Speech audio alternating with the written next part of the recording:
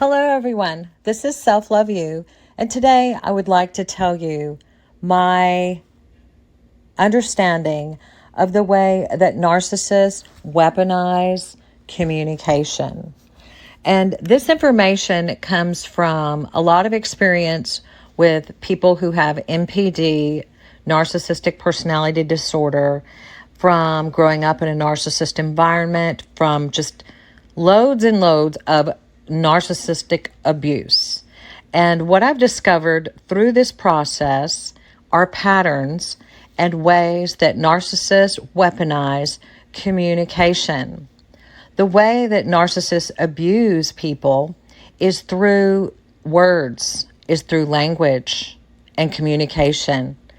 And so what I want to share today is my exclusive formula that is very methodical, and I wrote it all down here for you guys. How narcissists weaponize communication. They weaponize communication in order to exploit and control and to exert narcissistic supply. And we're going to be talking about this.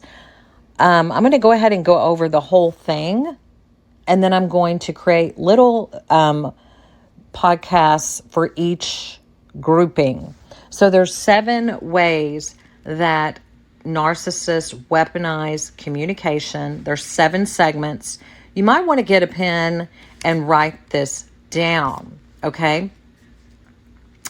I started noticing these patterns in relationships I've encountered on my journey to healing from narcissistic abuse.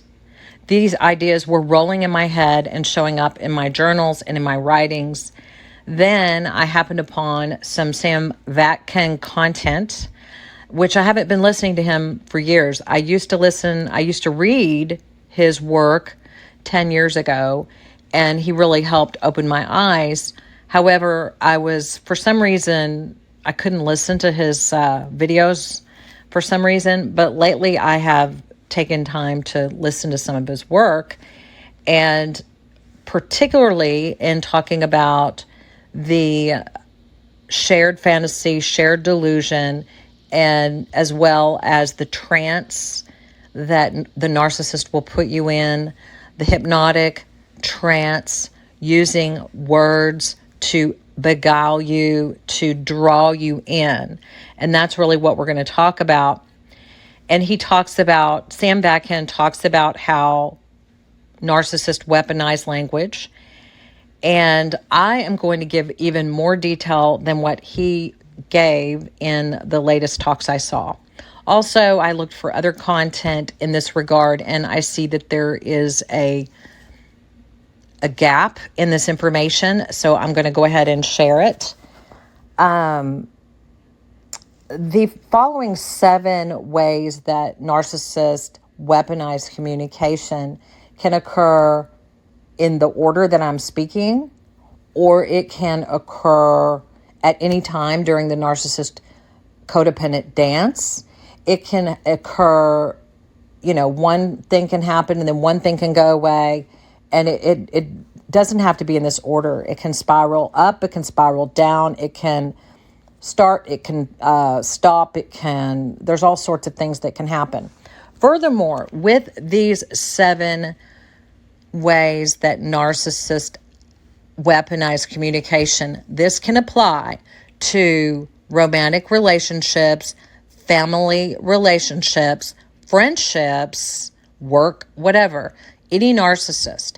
And this also can apply to both covert and overt grandiose narcissists. So I'm doing a very broad overview of the 7 ways that narcissists weaponize communication. And I'm going to start off with, before I get to the 7 ways, I'm going to talk about 7 things you need to know about these 7 ways that they weaponize. So number 1, it's a closed loop, goal-oriented, with an agenda. So the communication of a narcissist is closed-looped, goal-oriented, and has an agenda. You, as the victim or target of the narcissist, or codependent in the narcissistic relationship, or enabler, whatever you want to call yourself, you are confined to a closed loop of conversation. You may not realize this in the moment. You may think that you have freedom in the moment to go beyond their structure. However, if you look back at it and if you really analyze your conversation, you will find that the conversation with the narcissist is narrow, limited, and you are confined. And it prevents growth. It prevents any kind of free flowing of thought.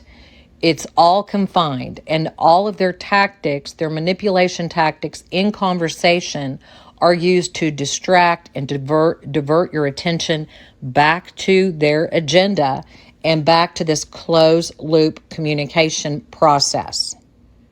Okay, number 2, this is not the 7 that I'm going to be talking about. This is just the pre-7. 7 before the 7. Number 2, the way that narcissists weaponize communication is that they position the target to be controlled. The overall goal of the communication of a narcissist is to position the target to be controlled. 3, positions the target to be used and abused. They want to get the target in the right position so that they can meet their goals, which is to transfer their negative experiences, their shadow self, their feelings of worthlessness, which they are unable to feel, onto the target, okay? So that they can exert superiority over the target, and so the target can play the role of inferior. For deception is involved. So this communication, this weaponized communication, involves cognizant deception. The person knows they are doing this. It may be a subconscious process, but the things that they do are so manipulative and so malevolent, they have to know. There's deception. They deceive in their communications. They are non-authentic. Also, this is 5, a weakened target is required. So a narcissist cannot pull game, cannot weaponize communication if they have a target or a person that they are dealing with who is not weakened in some way and is not oblivious, or does not pretend to be oblivious, or does not have a tendency to dissociate as they weaponize this communication. So you've got to have someone with some prior weakness, some prior wounds, in order for the narcissist to effectively weaponize communication and achieve their goals in the relationship, or whatever you call it, toxic relationship. 6, genuine feelings are non-existent for the narcissist in the dynamic.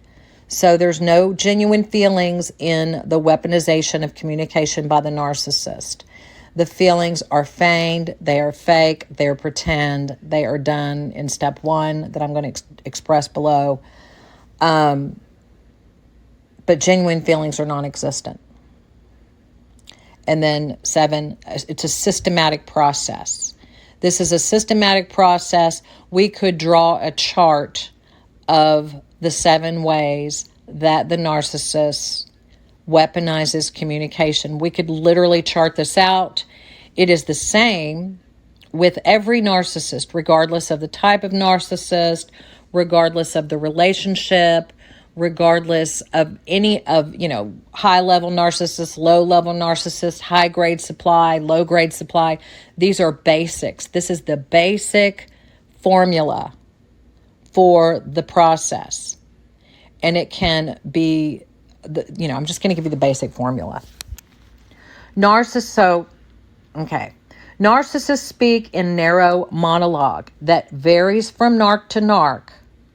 The monologue that the narcissist will speak is as varied as there are different types of people, or there are different types of narcissists. But every narcissist speaks in a narrow monologue, in a narrow range. They keep the conversations, they keep the language within a narrow range of communication. You cannot bring up your own topics, because to do so would be exerting superiority over the narcissist. There's many reasons why you can't. I'm not here to give all the information today. I'm just going to kind of go over this broadly. And then I'm going to do individual talks on each one of these. Number one, okay, now we're getting down to the brass tacks of the formula. The number one thing that the narcissist does, part one in our chart, is they create a fantasy bond. They create a fantasy bond with the target, which means they create a delusion that they are superior, that they are grandiose, that they are loving, that there's a future with them, that there's authenticity. They mimic, they mirror, they use manipulation tactics such as love bombing.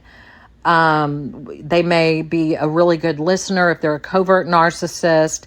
They may, if it's a romance situation, they may be future faking. They will be creating a fantasy bond, a world, almost like an embryonic situation, just the two of you and them against the world. They'll put you in isolation. This is creating a fantasy bond. They will use flattery. They will idolize the target. They will idolize you, and this will serve to do their number one bidding, which is to create a fantasy bond, a fantasy connection that is absolutely fake. It's not real. It doesn't exist. But to the target, who is weakened and wounded in some way, unfamiliar, connected to their own worth, or in some way habituated to dissociate and go into this fantasy bond state, it feels real to that person. And it may feel real to the narcissist themselves, but it's not real, it's fake. So part two, the second part of the ways that the narcissist will weaponize communication is they will craft a false self, okay? They've already crafted a false self. They live in a delusion, and they cannot tolerate any type of negativity. They avoid shame at all costs. They're not mature. They're not integrated. They are a false self, and they craft this false self on a daily. And this false self that they create, it matches with the target, okay? And it's a well-rehearsed act. So the narcissist can go from person to person. They can monkey branch from person to person and do this act as if they are madly in love, even though they just discarded or were just discarded or just got out of a relationship where they were also madly in love. So, or a narcissist can stab you in the back and treat you like crap. And then the next day, if this is a family relationship, act like nothing ever happened. So it's this act. It's a well-rehearsed act. It's not real. It's not true. It doesn't make sense to anyone who is experiencing it if you saw the bigger picture. But when you're in the middle of it, it feels real. But this false self of the narcissist, this false, whoever they're being, it's an act. It's an idolized, fake version of themselves. And there's a bonus if the target will perform this activity for the narcissist through syncing, which we're going to talk about here in part 4. Okay, so sometimes if the target idolizes the narcissist, the target helps to create this false self for the narcissist. That's a bonus, and that's really what they're looking for. And it's also a bonus if the target assumes the less than role automatically through the syncing process, which we're going to talk about here in a minute. So the narcissist will craft this false bravado, false self. If they're a covert narcissist, they may, craft this vision of themselves, this image of themselves as being the do-gooder, the volunteer at the animal shelter, the person who goes to the homeless shelter and helps people.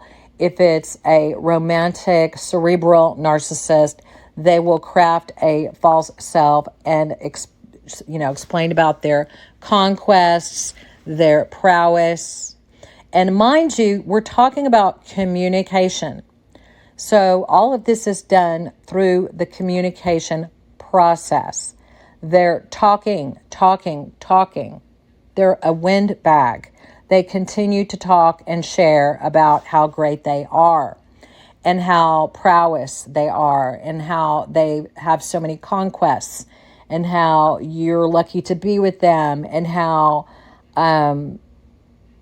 everybody wants them and they could be with anybody they want. They're highly sought after. They tell you stories. They tell you narratives. They build narratives. All the while they're creating their false self, which is part 2, they're building that part 1, fantasy bond. Okay? They're creating that fantasy bond that they're a loving person towards you, fatherly, motherly. They're listening, they're mimicking, they're giving you all their free time, or they are acting like they give a damn. They're idolizing, they're flattering.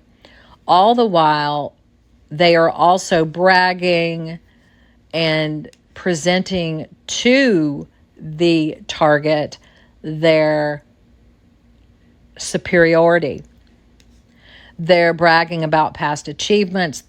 It could be, depending on the type of narcissist and depending on the relationship, it's the past achievements, it's their wealth, it's their success.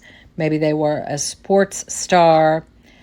They also may integrate into the conversation, into the language, fake accomplishments. It's important to realize that if you have a narcissist who's a pathological liar, you may think, well, I know they're telling fish tales, and it really doesn't hurt me. However, there is a psychological process that they are using to achieve their goal. And it is harming you, and it is beguiling you, and it is hypnotizing you, because that's what this language, this weaponization of language is doing. It's hypnotizing you using the same phrases. So they'll brag about their family connections, their children, their close relationships. They'll triangulate. They'll give you advice. That's how they're, showing how superior they are. And they'll encourage you because they think you are beneath them and they want you to see them as above them. Number 3 is the monologue. Okay, so part 3 of the way that the narcissist will weaponize communication is through a monologue. So a narcissist will use one-sided speech. It is a closed loop. It's a closed formula. It's not communication. It's not back and forth. It's pseudo communication. It's devoid of intimacy. It's devoid of connection. The purpose of the language and communication of the narcissist is to distract you, fool you, and get you to feel and think and buy into the fantasy that they are superior. It's to get you to buy into the fantasy bond, and it is to achieve their motive of fulfilling their agenda of extracting narcissistic supply from you, both positive during the idealization phase and negative during the devaluation and discard phase. Both negative and positive emotion from you feeds the narcissist because they live outside themselves and live in the emotions of others. They do not have their own ability to create their own emotions and create their own sense of well-being because they have no sense of self. So they have to do these things and drive this communication in a way that will fulfill their goals and desires. Their monologue is their part 3 goes right into the part 2. They're creating their false self with their monologue. They're creating a fear of loss. They're showing you how highly they're sought after. They're telling you about all their physical attributes, how tall they are, handsome they are, how perfect they are. All the better if you idolize them and do that work for them. The monologue fortifies the false self and the other points that I'm going to share, as well as the points that I've already shared. The monologue is limited only to a narrow scope that meets the narcissist's agenda. You are not free to ask questions. You are not free to probe. You are not free as the target to express any of your needs, any of your views, any of your preferences, unless doing so and them fulfilling that will get them somewhere, get them farther. But ultimately, as the relationship progresses, it becomes very clear that you have the role of echo. You're the echo in the situation. And the narcissist is the big dog. The narcissist gives the monologue. The narcissist sets the tone for every conversation because they have an agenda. And if you do not go along with this monologue, you will be quickly discarded, devalued. They'll give you the silent treatment or punish you in some way. You're just not allowed to go beyond these narrow conversation lanes. You have to stay in the lane that they want you to stay in order to be with them, stay with them, discuss with them. The discussions are confined to the ideas and worldviews of the narcissist only. And you may be fooled as the target that you are actually existing. However, it is the narcissist's ultimate goal to make you invisible, to take your existence, to control you, to become your puppet master. So ultimately, you don't realize it, but you're only staying within the confines of their requirements because they don't have any flexibility in communication. Number 4, part 4 of how the narcissist weaponizes communication is they sync the target with the false self. So they sync with the false self of the target. So not only does the narcissist have a false self of superiority, a grandiose delusion, but anyone who engages with, in any capacity long-term, with a narcissist and gets into the fantasy bond, they also have a false self. But the false self of the target is one of inferiority. The false self of the target is one of a lack of knowledge of their worth and their value, and perhaps a lack of understanding of true connection and their rights in relationship and the goals that relationships are ultimately about. They have been pre-fabricated. They've been pre-groomed to create a false, they're walking around in a false self, which means they don't know their worth and their value. And so the narcissist in part 4 is syncing with the false self of the target. So the target goes into their own false self. They're either already in it, or they go into it deeper. They're unfamiliar with the dynamics of healthy and respectful dialogue. The target may perceive that he or she will obtain personal worth and value from the connection with the narcissist. So the target actually needs external validation and thinks that this narcissist who is love bombing, who is creating the fantasy bond, crafting a false self, the target thinks that they're going to get worth and value through this external source. So it's a dance. So it does take two to tango, and it all has to do with the ego. And so the target is echoing, and they may perceive that the narcissist abuser has something that he or she needs, such as resources, information, social status. It's like they're missing something, and this narcissist is going to provide it for them, and the narcissist tricks them like a con artist or a catfish into thinking that they can provide this that the target thinks they're missing, when in actuality it's the target that has it all, just doesn't know it, and projects their own goodness onto the narcissist, while the narcissist projects their badness onto the target. And this is what I'm calling syncing with the target's false self. So in this syncing process, and I'm saying sync, S-Y-N-C, like syncing up, pinging. So the target plays a role. The target plays the one down inferior role.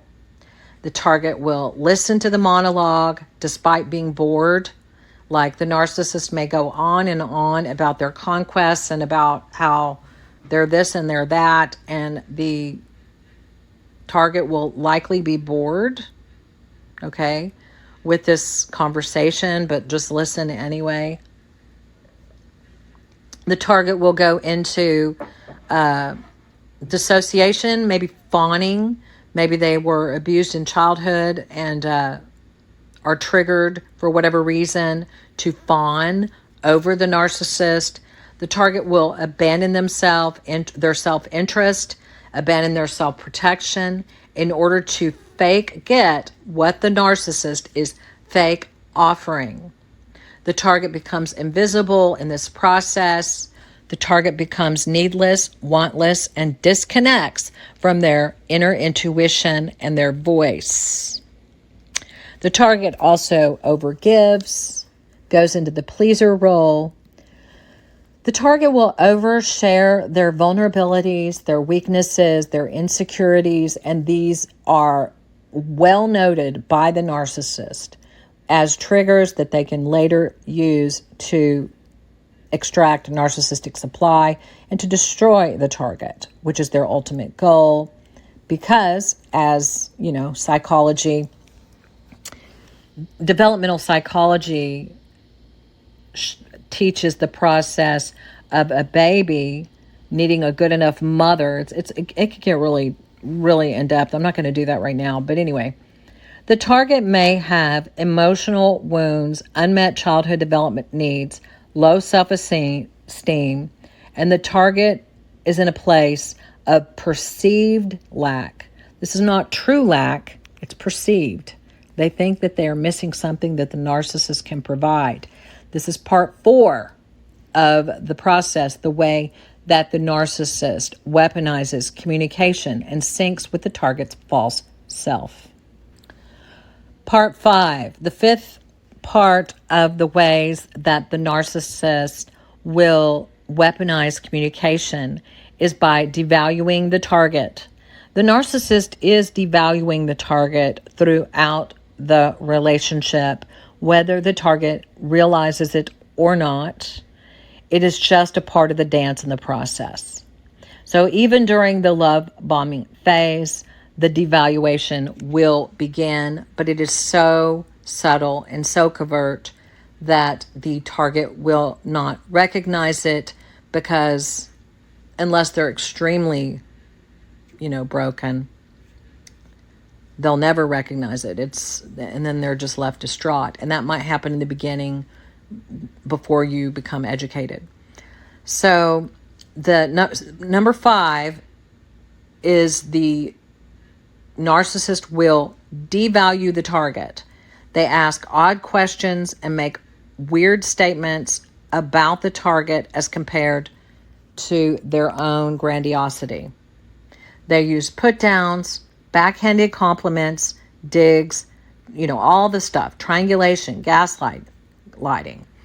And so they devalue the target throughout. This is part of the way that the narcissist uses the hot, cold, sweet, mean cycle to create that trauma bond that weaponizes communication. Part 6.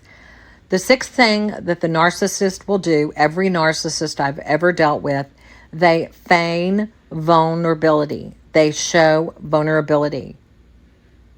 They share their vulnerable aspects of themselves as a victim. And they want the target to reveal their authentic weaknesses as well through the law of reciprocity, so that the narcissist can use that later to dig on the target. So the victimization process is used to extensively manipulate the target throughout the process of communication and relationship, fake relationship, through fear, obligation, and guilt. Narcissist is a very good victim. They will play the victim role any chance they get. The narcissist needs help. The target has a codependency need to fix or to help the poor narcissist and put up with whatever it is that the narcissist has to do because they're such a victim. And the victimization prepares the target for imminent discard. The victimization is a part of torture and keeps the target walking on eggshells. And then part 7 of the ways that the narcissist weaponizes communication to harm the target and control the target is that they will meet pseudo needs of the target, which means they pretend to meet needs, but they're not really meeting needs, because to meet the needs of someone for the narcissist is to be a giver. And narcissists are not givers unless they're going to get something in return or unless they're manipulating. So they're not going to give and take on a long-term basis with any person. So the narcissist will meet a need that you think you have, but it ends up being abuse because the meeting of the need is slowly pulled away and the target is eventually devalued and discarded. And then you begin the cycle of violence all over again, this weaponization of communication all over again. So narcissists weaponize communication. The way you are abused by a narcissist, the way you are caught and entrapped and entrained, as Sam Batkin would say, the way you're hypnotized, the way is through, I think it's important to discuss that in another audio because it's so interesting and so involved. But these are the ways that the narcissist weaponized communication, and I'm going to do another one on this topic shortly. I am Self-Love You. Now, if you like this information, please like, share, leave me a comment. If you have any questions on any of this, if any of this makes sense to you, please let me know in the comments below, because the more comments, the more that this information will show up in the YouTube algorithm, and we want to get this information out, because as this information gets out, we get other experts who will, elaborate on this information, and they will share even more, and we will become more powerful as we get out of this fake dynamic, and as we learn our value and heal and learn what true intimacy, true communication, and true growth in relationships involve. And so that's all for now. I really appreciate you for listening, and I will talk to you soon. Thank you.